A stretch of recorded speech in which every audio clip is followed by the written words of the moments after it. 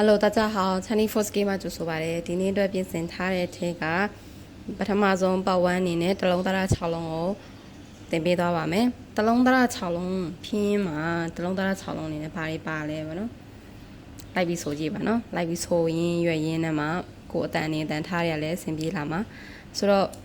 တလုံးသား6လုံးကဘာတွေလဲ A เนาะအင်္ဂလိပ်စာမှာတွေ့ပြီးပါတယ် A ဒါပေမဲ့တရုတ်စာမှာကတော့သူ့ကို R လို့ဖတ်ပါတယ် R เนาะ R ရေးချ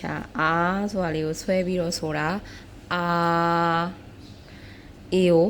R လို့ဆိုပါတယ်နောက်တစ်ခု O လည်းအင်္ဂလိပ်စာမှာတွေ့ဘူးတယ်ဒါပေမဲ့တရုတ်စာမှာကတော့သူ့ကို O ဘာနော်အနည်းဆက်ဆုံးရေးပြရမယ်ဆိုရင်သူ့ကိုသွေးထိုး I ဝါဆွဲရေးချရှိထိုးတော့ O ဘာနော်ဆွဲပြီးတော့ဆိုရဲ O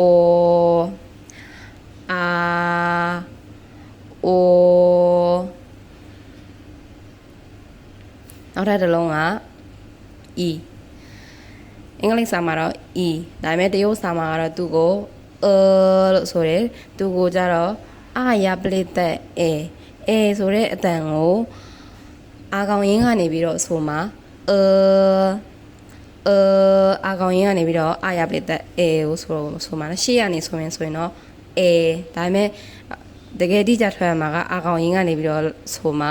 အဲ့လိုဆိုမှာဆိုတော့ရှေ့ကအာ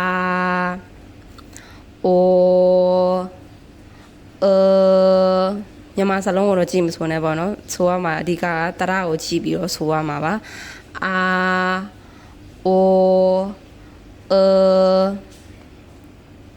နောက်တစ်လုံးက I အင်္ဂလိပ်စာမှာ I ဒါပေမဲ့တရုတ်စာမှာကတော့သူ့ကို E လို့ဆိုပါတယ် E ပေါ့နော်အာလုံးကြီးတင်ဆန်ခက် E တန်လို့ရပ်ပလက်လုံးကြီးတင်ဆန်ခက် E တန်လို့ကြားရတယ်တကယ်တမ်းကလည်းနှစ်ခုစလုံးကိုပေါင်းပြီးတော့ဆိုထားတာပါဘယ်လိုလဲဆိုတော့ပထမဆုံးစထွက်လာတော့သူ့ကို E လို့ဆိုပေမဲ့နောက်နားမှာဆုံးသွားတာ E တန်လေးနဲ့ဆုံးသွားတယ်နားထောင်ကြည့်နော် E လို့ဆိုပါတယ် I ကို E ဆိုလေးလုံးစလုံးထပ်ဆိုကြည့်ရအောင်O E okay နောက်ထပ်၄လုံး၅လုံးမြောက်က U ကိုအင်္ဂလိပ်စာမှာတော့ U ပေါ့နော်တရုတ်စာမှာတော့သူ့ကို U ဆိုပြီးထွက်ပါတယ် U သူ့ကိုလည်းအာနှစ်ချောင်းရင် U တန်လို့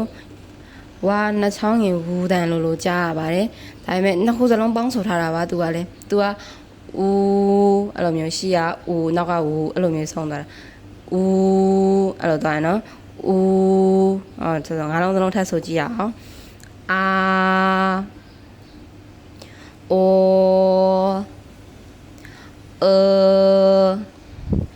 အီ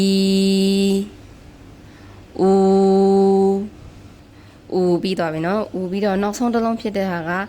အင်္ဂလိပ်စာမှာဆိုရင်ကြည့်ရတယ်အင်္ဂလိပ်စာနဲ့တူရင်နော်ဘာလို့လဲဆိုအင်္ဂလိပ်စာမှာတရဘယ်နှလုံးရှိလဲဆို5လုံးရှိတယ်ပေါ့နော်ဘာတွေလဲဆိုလို့ရှိရင် A E I O U ဒါသူတို့ရဲ့အစဉ်လိုက်သွားတဲ့ပုံစံ A E I O U ဒါပေမဲ့တရုတ်စာမှာကတော့ R O U ဆိုပြီးတော့မှအစဉ်လိုက်ရွက်ရပါတယ်ဒါပေမဲ့နောက်ဆုံးတစ်လုံးကျန်သေးတယ်အဲဆိုနောက်ဆုံးတစ်လုံးကဘာဖြစ်မလဲသူကအင်္ဂလိပ်စာမှာမပါဘူးU ပဲ U မှာအပေါ်ကနေအဆက်လေး20တင်ထားတာပေါ့နော်အဆက်လေး20တင်ထားတာလောက်ရှိတော့လွယ်လွယ်ကူကူသူ့ကို U 20လို့ပဲခေါ်လိုက်တယ် U 20လို့ပဲခေါ်လိုက်တယ်ပေါ့နော်သူ့ကို U လို့ထွက်တယ်မြန်မာလို့ဆိုဘလို့အနည်းဆက်ဆုံးရေးရမလဲဆိုရပလက်ဝါဆွဲလုံးကြီးတင်ဆန်ခတ် U ကိုပါဇက်ဖြဲပြီးမဆိုသူကလေချွန်တယ်လို့လေနှခမ်းလေးကိုစုထားပြီးတော့မှရပလက် U တန်ဆိုပေါအောင်ဆိုတာနော်ဘလို့ဆိုမလဲဆိုတော့ U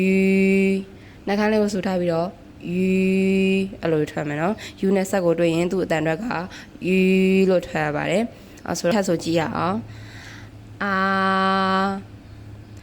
O